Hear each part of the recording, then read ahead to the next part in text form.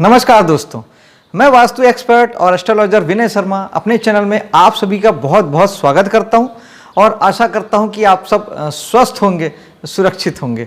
दोस्तों, वृषभ राशि वालों के लिए नवंबर का महीना कैसा जाएगा, आइए ये जानने की कोशिश करते हैं।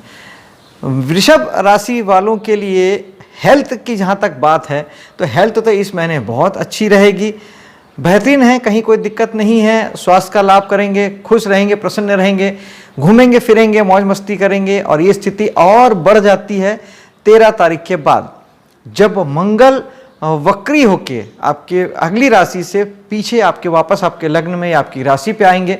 तो उस वक्त आपकी ऊर्जा को और बढ़ाएंगे, एक्शन को और बढ़ाएंगे। आप विदेशों से जुड़ सकते हैं, किसी ऐसे काम से जुड़ सकते हैं जिसमें आप पैसे का खर्च ज़्यादा करें। हाँ, ये खर्च का भाव नहीं है, लेकिन फिर भी मैं आपको ये बता रहा हूँ कि चूंकि मंगल वक्री हैं और आपके 12वें भाव से संबंध रखते हैं, तो काफ़ी हद तक ये संभव है कि आप इस महीने कुछ पैसों का खर्च भी करें 13 तारीख के बाद। और अब सेकंड भाव की बात करते हैं, यानी धन भाव की बात करते हैं, तो धन को लेके मंगल यहाँ पर शुरू में 12 तारीख तक रहेंगे, जो कि यही मंगल 13 तारीख को आपके वक्री होके आपके पहली राशि में चले जाएंगे। तो ये मंगल शुरुआत में आपको विदेश से कहीं से इनकम प्राप्त होने की सूचना देते हैं। और इन्वेस्टमेंट, अगर आपने कहीं कोई इन्वेस्टमेंट पहले कर रखा था सरकारी प्रतिभूतियों में या किसी भी प्रकार का आपने कोई भी शेयर में या एफडी वगैरह आपने कर रखी है, किसी प्रकार का इन्वेस्टमेंट आपने किया हुआ है, तो उसका अच्छे रिफंड का समय ये बनता है, अच्छे रिटर्न का समय बनता है और उससे आपको एक अच्छे खासे लमसम अमाउंट की इनकम की प्राप्ति आपको हो सकती है। साहस पराक्रम आपका लगातार बना हुआ है, बढ़ा हुआ है और आप जीवन में आगे बढ़ने के लिए प्रयत्नशील रहेंगे। समय आपका है, बिल्कुल 100% आप अपना एफर्ट दीजिए, एफर्ट लगाइए। यही चीज़ है जो आपको जीवन में आगे भी बढ़ाएगी और साथ ही ईश्वर की मदद भी आपको लगातार इस दिशा में मिल रही है कि आप एफर्ट लेंगे तो वो बिल्कुल वो ईश्वर आपके लिए आशीर्वाद रेडी रखे हुए हैं कि आप अपना एफर्ट लगाइए और सफलता को आप प्राप्त कीजिए। वाहन आदि की अगर बात करते हैं तो इस महीने हो सकता है कि आप कर्ज आदि लेके वाहन लेने का आप इच्छा करें और वो इच्छा आपकी पूरी होगी। आपको कहीं से फाइनेंस अगर चाहिए तो आपको बहुत आसानी से मिल जाएगा। मकान के साथ भी यही है, मकान भी अगर आप फाइनेंस में लेना चाह रहे हैं, ऐसे कोई प्लानिंग कर रहे हैं, तो आपको बहुत आराम से इजी गोइंग में, और वो भी सरकारी बैंक से आपको लोन मिलने की स्थितियां बनती हैं।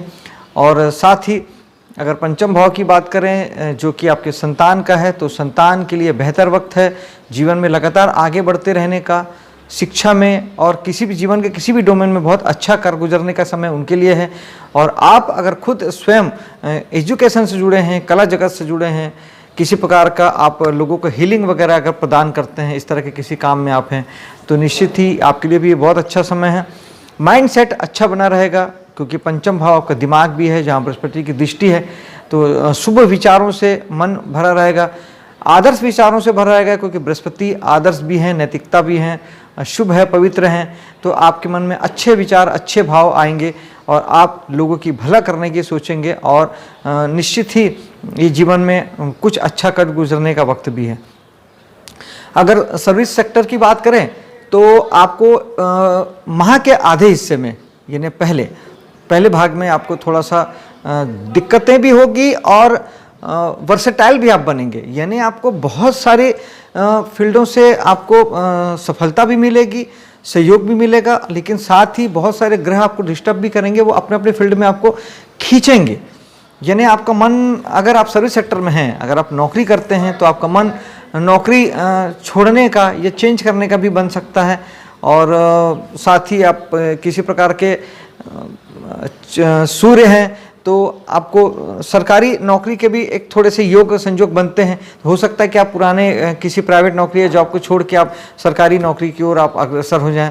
और साथ ही शुक्र भी यहाँ पे हैं, बुध भी यहाँ पे हैं, तो वो काफ़ी आपके मन को थोड़ा सा बेचैन कर सकते हैं, विचलित कर सकते हैं कर्म क्षेत्र में, और आप एक से ज़्यादा कामों की ओर अग्रसर हो सकते हैं। ये हो सकता है कि आप बहुत सारे काम एक साथ कर लेना चाहें, करें, दिक्कत नहीं है। आप अपनी क्षमताओं को पहचानें और आप जितना कर सकते हैं बिल्कुल करें, उसमें कहीं कोई भी दिक्कत नहीं है। लेकिन ये सारे के सारे ग्रह जो हैं, बुध, शुक्र, सूर्य, तीनों ग्रह जो हैं वो लगभग सेकेंड हाफ में, महीने में किस दूसरे भाग में, ये सब आपके सप्तम भाव में चले जाएंगे। तो यहाँ पर आके स्पेशली सूर्य बुध आपके जीवन साथी के लिए मान सम्मान प्रसिद्धि का योग बनाते हैं। बुधादित्य योग जो होता है वो एक प्रकार का राजयोग होता है, जीवन में प्रसिद्धि देता है, मान सम्मान देता है। बिजनेस का आपका भाव होता है सप्तम भाव, तो बिजनेस की जगह में भी आपका बिजनेस भी ग्रोथ कर पाएगा, मान सम्मान प्रसिद्धि आपको मिलेगी, आपका काम बढ़ेगा, आपकी पहचान बनेगी। लेकिन थोड़ा सा ध्यान देना पड़ेगा, जीवन साथी के साथ पंगे वगैरह ना लें, क्योंकि सूर्य जो हैं वो ईगो को बढ़ाते हैं, आपके भी और जीवन साथी के भी। तो आप ज़्यादा अच्छा है कि आप लोग थोड़ा सा संयम रखें। बिजनेस पार्टनर के साथ भी शायद यही स्थितियाँ रहेगी। बिजनेस की जगह में भी आप इस बात का थोड़ा ध्यान रखेंगे कि आप इगोइस्ट ना हों, अपने स्वाभिमान को अपने सीमित रखें, अपने तक रखें, अपनी समझ के दायरे में रखें। बुध है, वाणी वगैरह आपका साथ देगी, बहुत अच्छा है। बुद्धि के कारक बुध जो हैं वो आपके दिमाग को बढ़ाएंगे बिजनेस सेक्टर में, और आप कुछ नए निर्णय करेंगे, कुछ बेहतर करेंगे, कुछ नया सोचेंगे, और ये आपके लिए अच्छा भी होगा। ये आपको आगे जीवन में आगे बढ़ाने के लिए सब कुछ साथ देने वाला है। शुक्र इस बात का इंडिकेशन करते हैं कि आप अपने बिजनेस सेक्टर में कुछ सुविधाएं जोड़ेंगे। शुक्र लग्जरी के कारक होते हैं, सुख सुविधा के कारक होते हैं।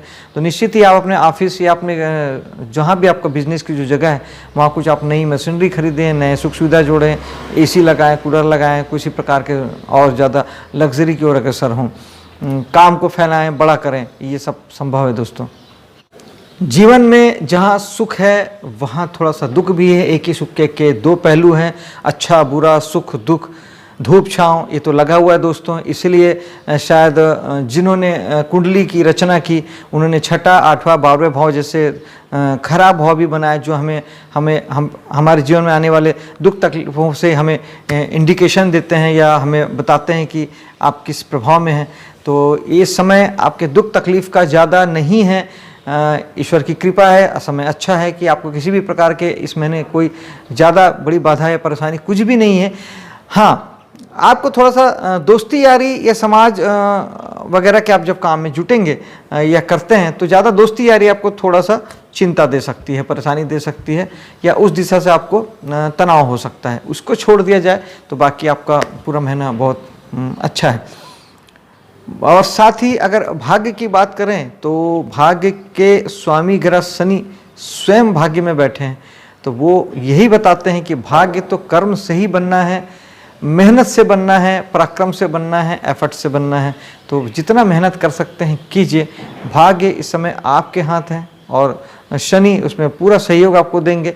और बेहतर यह है कि शनि भगवान को खुश भी करते चलें, क्योंकि शनि रुकावट खास तौर पे दुख के कारक होते हैं। शनि जिस भाव में बैठते हैं वहाँ से हमें दुख देते हैं। शायद यही रीज़न है कि मैं हर महीने आपको शनि के उपाय में हर बार याद दिलाता हूँ, बताता हूँ कि भाग्य में बैठे हुए शनि पिता से आपको दुख दे सकते हैं। धर्म कर्म के कामों से आपको किसी प्रकार के दुख की प्राप्ति हो सकती है। तो यहाँ अगर ऐसा कुछ भी आपको होता है तो शनि का उपाय जरूर कीजिएगा। शनि के लिए ओम शनिचराय नमः एक माला जाप कर सकते हैं, गरीब लोगों की सेवा कर सकते हैं, हनुमान जी की साधना कर सकते हैं, और शनि भगवान को सरसों का तेल चढ़ा सकते हैं हर शनिवार को शनि मंदिर में जाके। ये सबसे बेस्ट उपाय है। शनि इससे बिल्कुल ठीक हो जाते हैं, जरा भी तकलीफ नहीं देते। यही शनि आपके दशम के स्वामी भी हैं, यानी कि आपके कर्म के स्वामी भी शनि हैं। और फाइनली फिर वही कि भाग्य और कर्म भी सधेगा तो वो है कर्म से ही सधेगा। इस समय में अगले 1 साल ये मान लीजिए कि आप भाग्य, ये एक पॉजिटिवनेस के साथ इस बात को समझिए कि शनि आपको वो अवसर प्रदान करते हैं कि आप अपना भाग्य स्वयं लिख सकते हैं। शनि जब भी आपके दशम भाव का ऑपरेट करते हैं तो ये बात इंडिकेशन है कि आप अपने भाग्य के रचनाकार स्वयं हैं। और ये वृषभ राशि वालों और वृषभ लग्न वालों के लिए बहुत अच्छी बात है कि आपके दशम के स्वामी शनि हैं और आप अपने भाग्य के रचनाकार स्वयं हैं। आप जैसा चाहे वैसा अपना भाग्य लिख सकते हैं, और उसके लिए सिर्फ और सिर्फ मेहनत, पराक्रम करना ही होगा। वही एक रास्ता है जो आपके भाग्य को लगातार उन्नति की ओर ले जाएगा और आपका बेहतर कल आपको लिख के देगा। दोस्तों, मेरी एक व्यक्तिगत सलाह वृषभ लग्न और वृषभ राशि वालों के लिए है कि आप लाइफ टाइम शनि का उपाय कीजिए। गोचर में कहाँ शनि है परवाह मत कीजिए, कुंडली में कहाँ शनि है मत परवाह कीजिए। आपका भाग्येश भी शनि है और दशमेश भी शनि है। भाग्य तो भाग्य है, दशम भाव हमारे कर्म का होता है, मान का, सम्मान का, प्रसिद्धि का, पद का होता है। यहाँ के शनि जिंदगी भर आपको प्रभावित करते हैं आपके कर्मों के माध्यम से और आपके हर पल मिलने वाले भाग्य के माध्यम से। शनि को साथ देते रहेंगे, शनि को तेल चढ़ाते रहेंगे, शनि को ठीक करते रहेंगे, हनुमान जी की साधना करते रहेंगे, तो यकीन मानिए कि आप एक बेहतर कल की ओर लगातार अग्रसर रहेंगे। और मेहनत आपके लिए एकदम अटूट वो होना चाहिए, पहला वाक्य होना चाहिए कि मेहनत। आप जिस पल शांति से बैठ गए, आराम से बैठ गए, आपने सोचा कि अब तो मैंने बहुत कर लिया, अब आराम करने का वक्त है, नहीं चलेगा, नहीं चलेगा। आपको मेहनत करनी पड़ेगी। शनि तभी आपको सारा सुख, वैभव, शांति, खुशी, प्रसन्नता सब कुछ देंगे। एकादश भाव की बात करते हैं, यानी आपके लाभ की।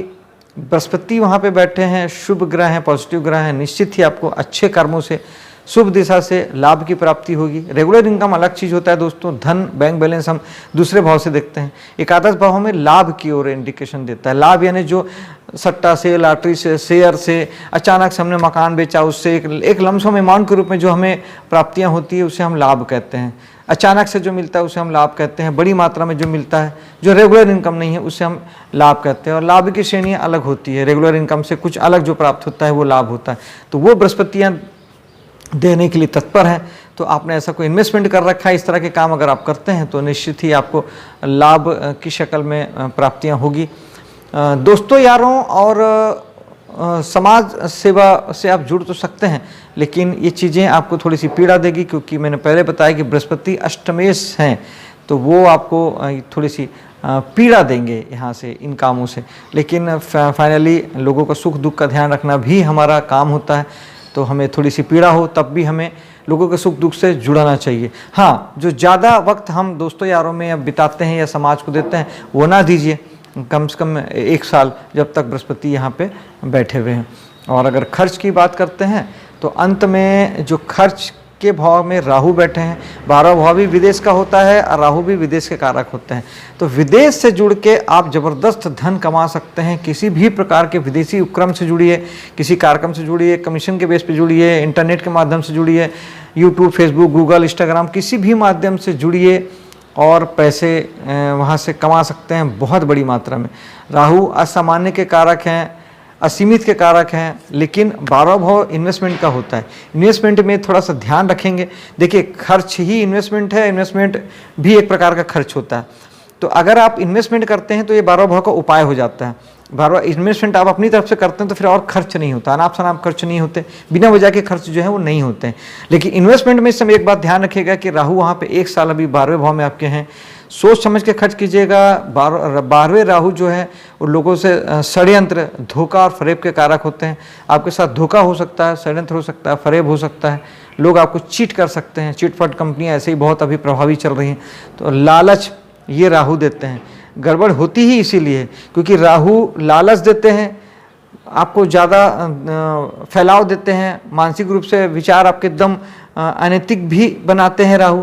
तो अनैतिक रूप से जब भी आप धन कमाने की कोशिश करेंगे, ऐसा इन्वेस्टमेंट करेंगे जो अनैतिक है, तो निश्चित है फिर वहाँ पे आपको धोखा, फरेब, षड्यंत्र, दुख, तकलीफ, प्रॉब्लम, बाधा, रुकावट, चिंता, ये सब राहु के डोमेन हैं, ये सब आएंगे। तो कोशिश कीजिए, संयम रखिए, ध्यान करिए, मेडिटेशन करेंगे तो इन सब से बचत होगी। राहु के लिए अगर आपके साथ कुछ इस तरह की चीज़ें हो ही चुकी है या हो रही है लगातार, आप नहीं समझ पा रहे हैं चीज़ों को, तो एक सूखा नारियल बहते जल में अमावस्या के दिन जरूर बहाइए। और इसी उपाय को अगर आप हर शनिवार भी करते हैं तो ये बहुत अच्छा हो जाता है। घर के आसपास बहता जल नहीं है तो भगवान शंकर के मंदिर में सूखा नारियल चढ़ाइए, तो राहु का उपाय होता रहेगा। और राहु के लिए बहुत अच्छा उपाय होता है चाय, कॉफ़ी का दान। तो जितना ज़्यादा हो सके दोस्तों, यारों को, जान पहचान वालों को चाय, कॉफ़ी लगातार पिलाइए, तो राहु आपके ठीक होते रहेंगे। दोस्तों, आपका महीना शुभ हो, सफल हो, इसी कामना के साथ अब मैं आपसे विदा लेता हूँ। मिलता हूँ अगले वीडियो पे। मेरे वीडियो को लाइक शेयर कीजिएगा, मेरे चैनल को सब्सक्राइब कीजिएगा। जय हिंद।